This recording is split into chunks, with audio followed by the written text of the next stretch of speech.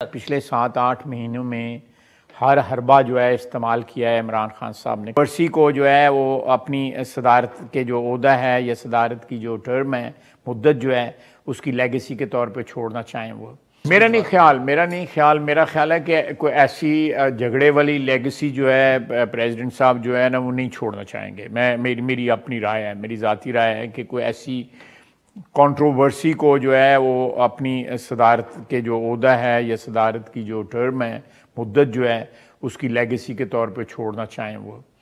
और आपने अभी इमरान खान साहब को कोट किया है कि उन्होंने कहा कि जो मर्जी आ जाए मेरे लिए सब एक बराबर है। लेकिन खान साहब तो अगर ये उन्होंने यही प्रेसिडेंट थे जिन्होंने असेंबली डिसॉल्व कर दी, ऑलमोस्ट कर ही दी बल्कि, तो वो तो लेगेसी का अगर सोचते देखें मेरी बात सुने सर। पिछले 7-8 महीनों में हर हरबा जो है इस्तेमाल किया है इमरान खान साहब ने कि किसी तरह हमारी हुकूमत जो है वो चली जाए।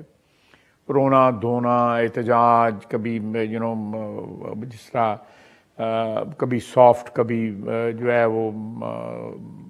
वो रौला डाला, कभी बड़ा जो है इल्ज़ामात। तो मैं उस डिटेल में इस वक्त नहीं जाना चाहता जी।